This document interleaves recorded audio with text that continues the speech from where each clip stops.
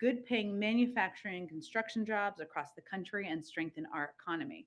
For 3 decades, America has lost semiconductor manufacturing to countries like China, but since President Biden took office, that tide has turned. He's prioritized investing in critical chains like chips and set out a clear path to do so with his executive order. And he brought together labor and business to get it done. In doing so, we've catalyzed the industry's outlook and gave them confidence in America again, including Intel's announcement today of a $20 billion investment in Ohio and a total of over $80 billion invested since he took office. This is the power the president is using to make it in America, to support his Made in America vision. He's putting it into action.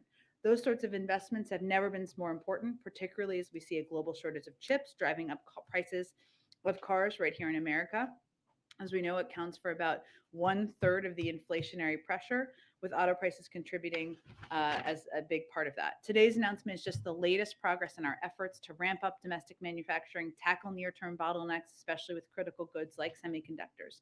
Earlier this year, Samsung, Texas Instruments, and Micron announced $80 billion in investments in semiconductor manufacturing. Congress can accelerate this progress by passing the U.S. Investment and Competition Act, also known as USICA, which the president has long championed and which he called for action on today. This bipartisan legislation puts historic funding behind unclogging our supply chains, research and development, innovation, and advanced manufacturing in every corner of America, and invest $52 billion in making more chips, something that's vital to address our supply chains and lower inflation. Tomorrow also marks the 49th anniversary of the Supreme Court's landmark ruling in Roe v. Wade. Reproductive health care has been under extreme and relentless assault ever since, especially in recent months. It has been nearly 150 days since women in Texas have been denied these constitutional rights. We're deeply committed to making sure everyone has access to care, and we will defend it with every tool we have. That includes continuing to work with Congress to pass the Women's Health Protection Act and codify this fundamental right into law. In the meantime, the administration has taken a range of important actions, from repealing the global gag rule to strengthening Title X family planning program. Today, HHS announced additional Title X grants, and there will be further announcements coming from HHS later as well. This is a moment for us to recommit to strengthening access to critical reproductive health care, defending the constitutional right established by Roe, and protecting the freedom of all people to build their own future. I know we have a short time window today. We will keep up to date on when everybody needs to gather, and I'll try to get to as many people as possible, and otherwise I'll be here in my office. Go ahead, Omar. Thank you, Jen. When the U.S. presents its written response to Russia next week, is it willing to offer Russia something that goes beyond the repeatedly stated positions, particularly when it comes to Russia's demands on guarantees regarding NATO's future expansion? We will put in writing, as you referenced, the serious concerns that we and other allies and partners have about Russia's actions, as well as ideas for how we might actually strengthen each other's sense of security going forward.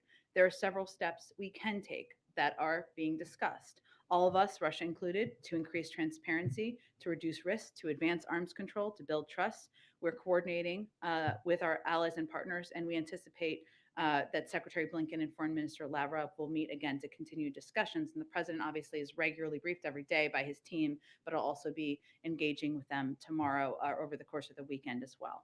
But as Secretary Blinken said today, he made clear to Foreign Minister Lavrov that there are certain issues and fundamental principles that the United States and our partners and allies are committed to defend. And that includes those that would impede the sovereign right of the Ukrainian people to write their own future.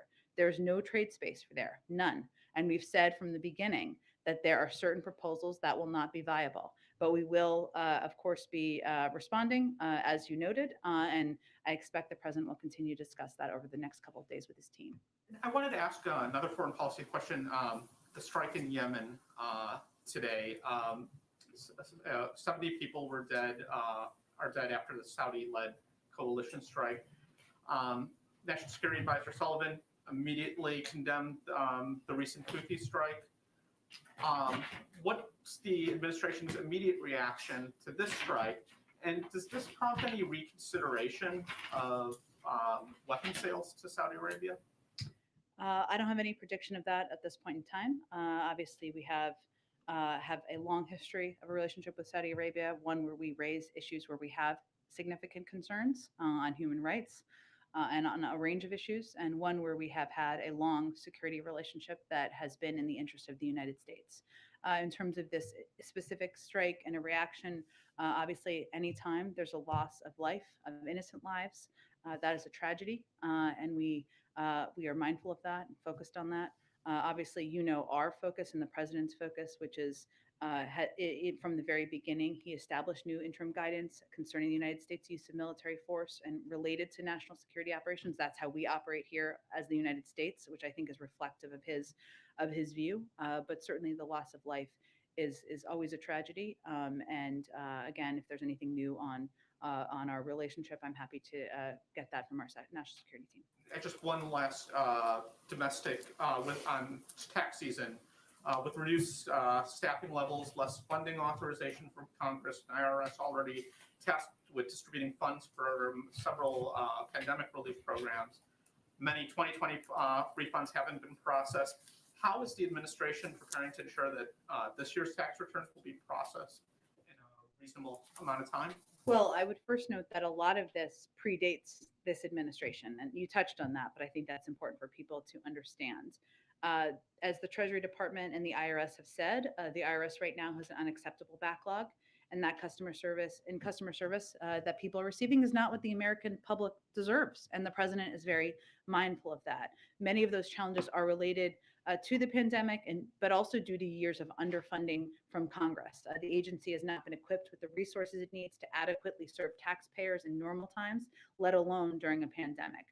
The president has prioritized ensuring the IRS gets $80 billion of stable multi-year funding, resources it needs to best serve the American people. As he said in his executive order in December on customer experience, the American people deserve an effective, equitable, and accountable government that meets the needs of its people. So we would call on Congress to act now to give the IRS the funding it needs to meet its goal. But again, in terms of addressing the backlog, it's going to take some work. It's going to take some time. And I think people need to understand that they need funding, but there's a long history here that's led to this moment.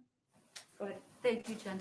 Secretary Blinken is leaving Geneva, and so far does not appear that he has a firm commitment from Russia not to invade Ukraine. So is another summit necessary at the leader level? Do you anticipate that President Biden will be having a summit with President Putin, the president of Ukraine?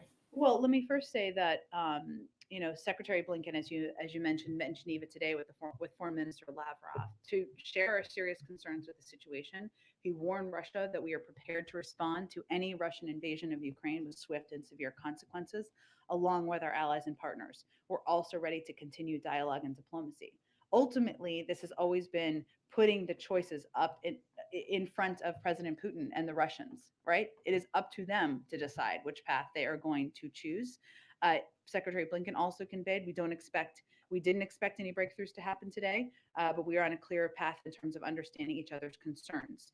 The president will meet this weekend at Camp David with his national security team to discuss the situation. Some will be virtual, some will be there in person. We'll also continue to consult with our allies and partners, and we will respond next week in writing, as I conveyed. In terms of the president and his role, I think part of that will be discussing with Secretary Blinken and his national security team what the appropriate next steps are. Of course, the president always values leader-to-leader engagement, but we'll determine if that's the appropriate next step. He's open to that. He's always been open. Next step, and that's on the table. It may or may not be the next step. And I can't give you a prediction of if and when it will happen. But if that is the step that is recommended and that we think would be effective at this point in the discussion, of course, the president's always open to leader-to-leader engagement. Let me ask you about something that Secretary Blinken said. He told Ukrainian TV that whether it's one Russian soldier or 1,000 crossing the border, it's an attack in Ukraine. Does the president agree with that statement? Is that how he sees That's it? the president's policy that he has directed as Secretary of State to continue to convey, and what the president conveyed to President Putin. Let me ask you about the Electoral Count Act, if I could. Based on some of my conversations on Capitol Hill, and obviously there seems to be a growing consensus that there might be able to be some progress on the Electoral Count Act. Someone said to me that it could potentially be a vehicle to get pre-clearance passed.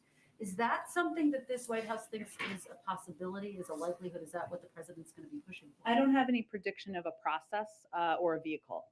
What I would remind everyone of is that despite the fact that 16 Republicans in the Senate have in the past supported the protection of voting rights, they did not when given the opportunity. Again, I would note that the Electoral Count Act is something we are certainly open to, but it is not a replacement for. And there are many components of the voting rights legislation that are vital to protecting people's rights in this country, including the fact that we know that voter suppression largely impacts communities of color across the country. And one of the components of the voting rights legislation the president's been fighting for is requiring states that have a history of voter suppression to get approval to change their laws. It also, these voting rights legislation that we've been fighting so hard for would also ensure that there's a fundamental baseline of what people can know and expect. If you're a mother of three, you should be able to have many places you can drop off your ballot or vote. This is not a replacement for that.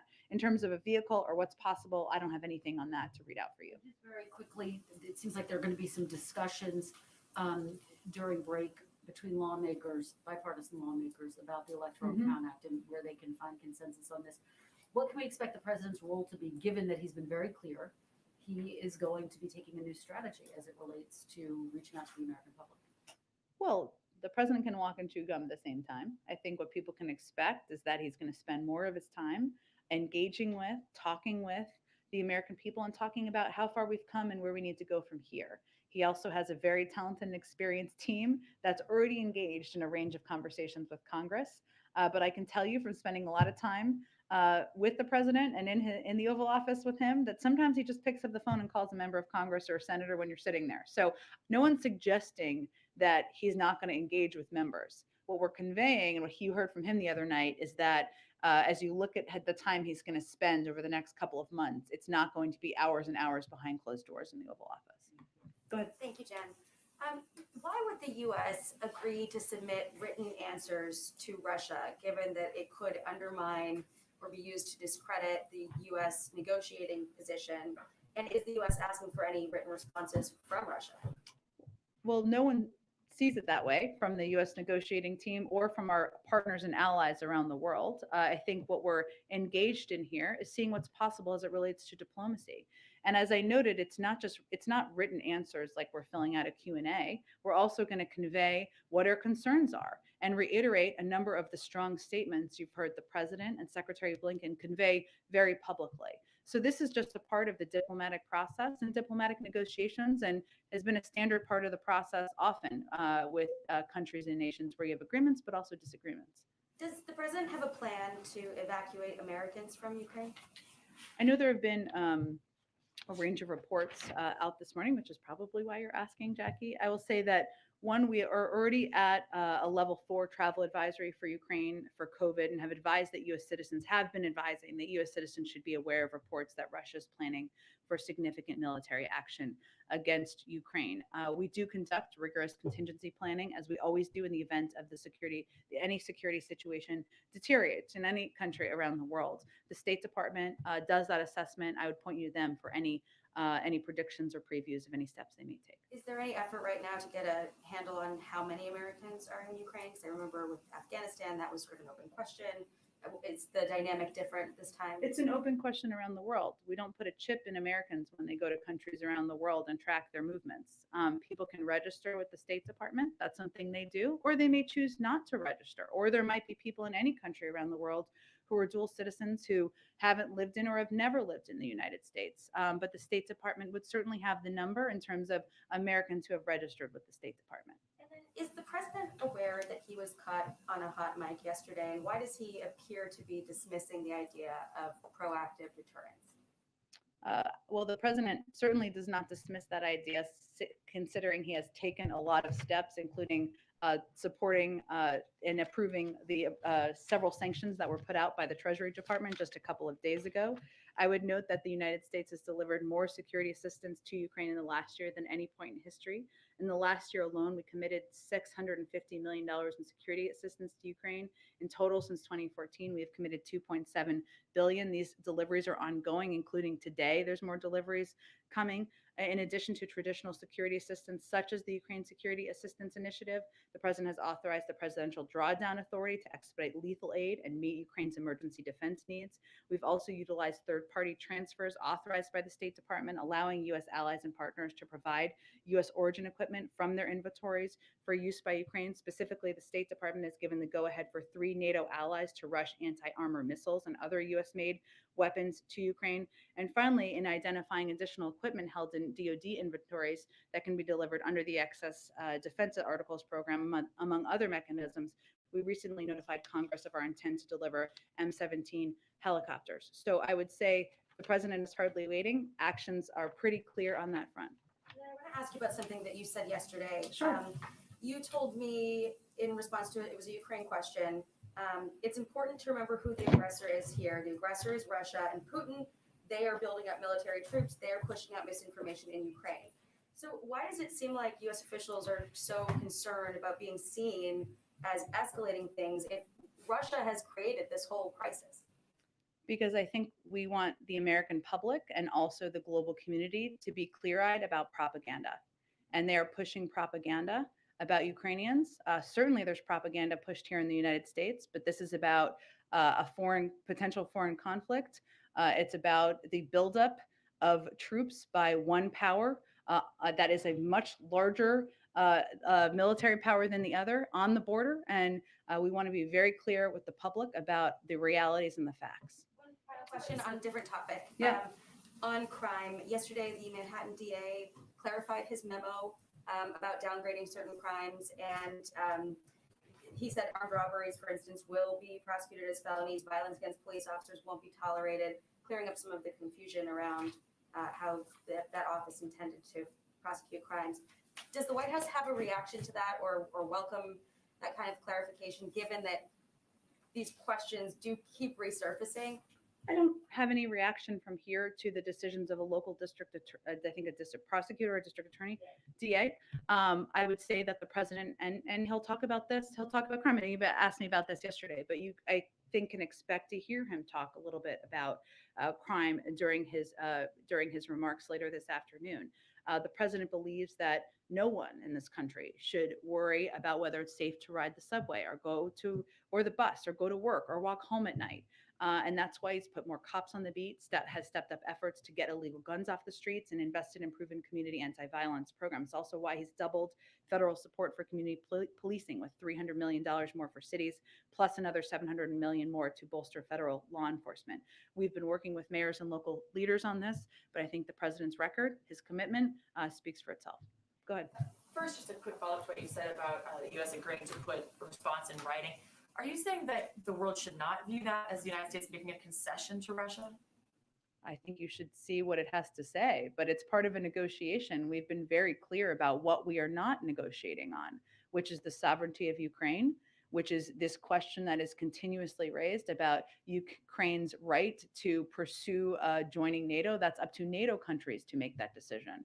And you've heard the president, Tony Blinken and others say time after time that we are not making any decisions about Ukraine without Ukraine, no decisions about Europe without Europe. But negotiating takes many forms. It takes forms where you're in person. It takes forms where there's an exchange of written materials. That's pretty standard and has been in diplomacy for decades. I know you've been asked something similar, but yesterday, again, Minority Leader McConnell said that the U.S. should send forces to shore up NATO's eastern flank, not if and when Putin escalates, but now before it's too late. What is your response? Why wait? Well, first of all, we work in close coordination with our NATO partners and allies, and in respond to what their needs are. We've been very clear, and the president's been clear, that we will support whatever their needs are, should they have security needs, but I don't have anything more to predict for you at this point in time. And if I may ask one quick domestic question, just yesterday you were talking again about the idea of chunking off parts of Build Back Better. Yeah, chunking, a bad word. Maybe not the right phrase. What's the better word? Splitting off, breaking apart, seeing if there was a certain policy proposal that you maybe could get 60 votes on.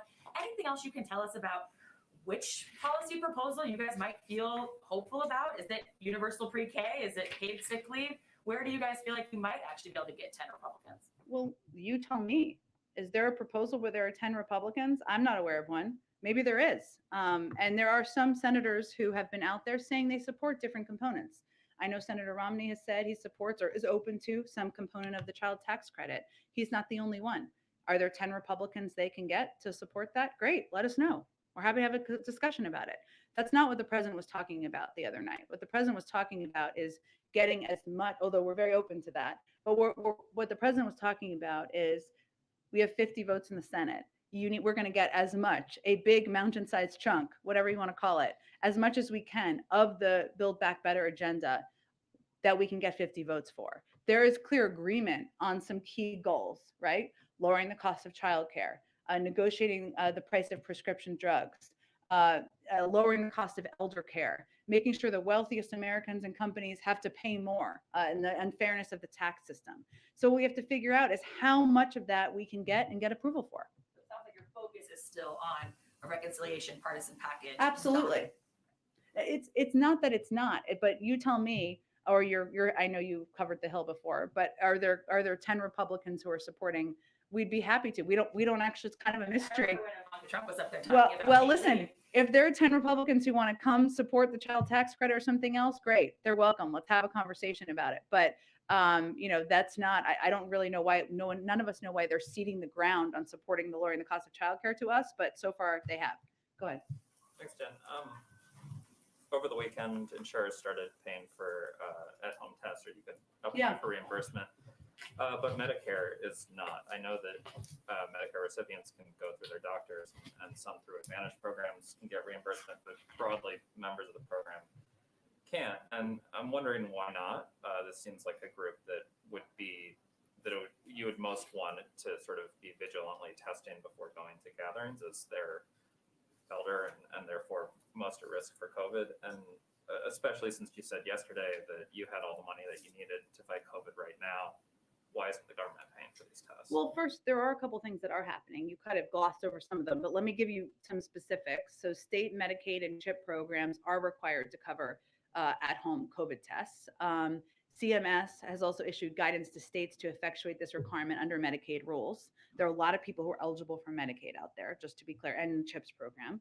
And people who are covered by original fee-for-service Medicare. Medicare pays for COVID diagnostic tests performed by laboratories such as PCR and antigen tests.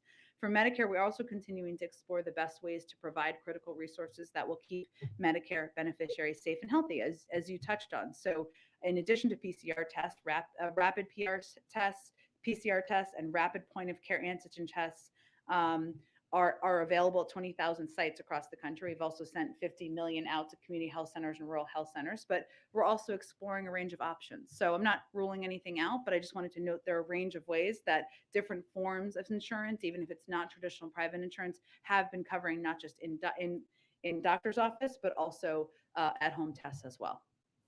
The Federal Reserve issued a report yesterday saying that they're weighing the possibility of launching a digital U.S. currency.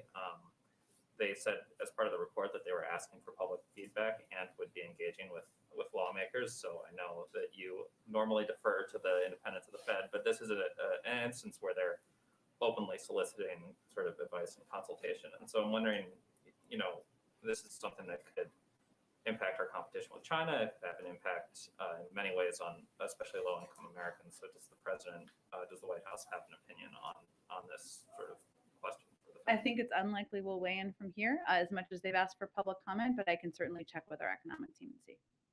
The Times yesterday had a report about some internal memos, but they also said that there was that you guys are setting up executive actions on clemency for drug offenders and police department reforms. Can you give any sort of time? Can you confirm that that's kind of coming and give any sort of timeline about when we'll be hearing from the president on that? So on clemency, the president has talked about, we have talked a little bit about the president wanting to deliver on his commitment to consider clemency requests for nonviolent drug offenders. That is something that's ongoing. I don't have anything to preview for you in terms of the timeline, but absolutely the fact that we have every intention of doing that is accurate, or he has every intention. On police reform, I think we said at the time that we're holding back on executive action because we wanted to give space and room for the bipartisan negotiations to move forward. Because of course, federal legislation would be the preference because it's permanent.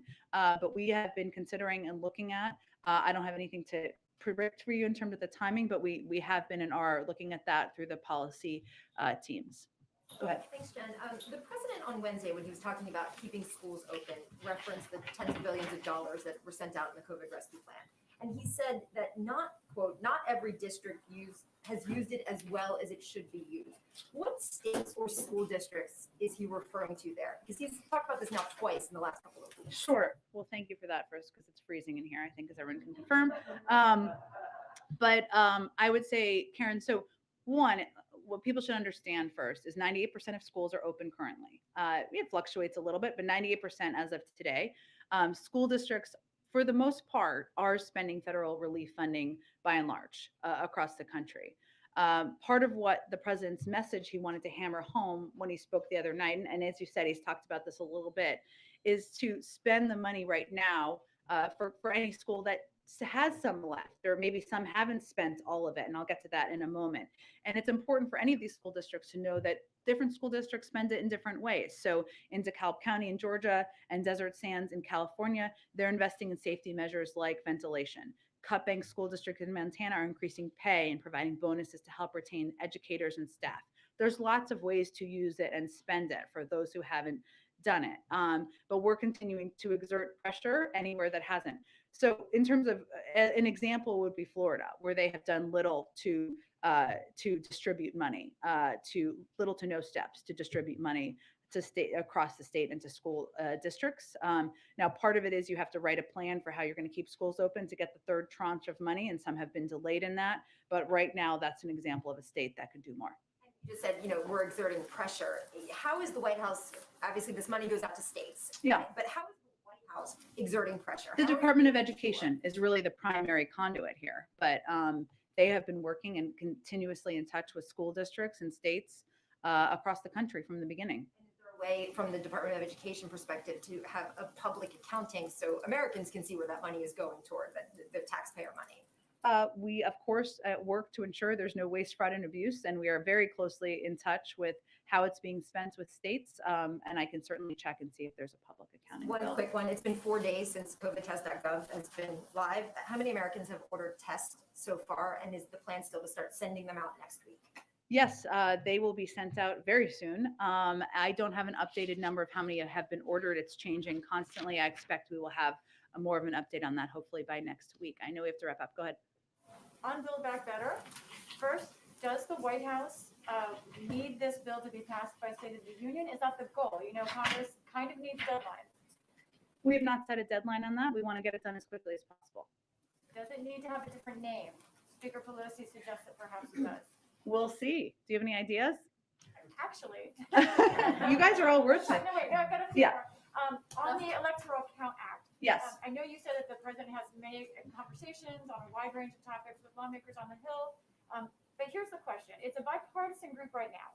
Is he going to let them work on their own for the moment, or is he getting engaged with the Manchin Collins group now as far as Our team is closely engaged with all of the members who are discussing every component of any legislation that is being discussed on the Hill, including this.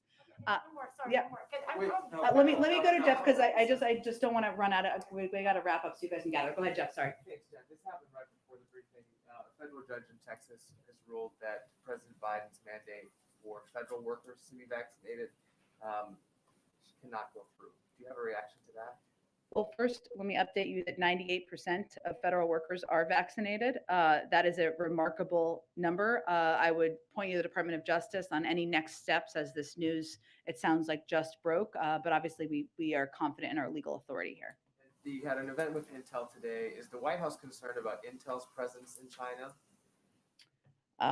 We have obviously spoken about concerns we have had. I'm not familiar with all of the specifics of their engagement in China, so I'd have to check with our team. We have not held back, I should say, if we have concerns about engagement in parts of the country where there are human rights abuses. We also do, at the same time, work with a range of companies, even when we voice our concerns about issues that we don't agree with. Let me do this the last one, Linda. Another Intel question. Okay. So their plan for a $20 billion semiconductor facility in Ohio, how can this be viewed as an immediate solution to the chip shortage if the plants won't fully be online until 2025? Well, I think our view is it's an important step forward in ensuring that we have manufacturing capacity here in the United States so that we don't have a chip shortage in the future. But we also, the president called for the passing of USICA. I just reiterated at the top of the briefing so that we can get that $52 billion in semiconductor investment to get more going now. What's the holdup with USICA in the House? Pass the second one. I think Speaker Pelosi made clear she wants to move it forward. So we're eager, the president's eager to have it signed. Okay, sorry, I gotta wrap it up, guys. You gotta get out there. I'll see you soon. I know. I would. What's the phrase? I would do anything for love. Is that part of it? He might say that.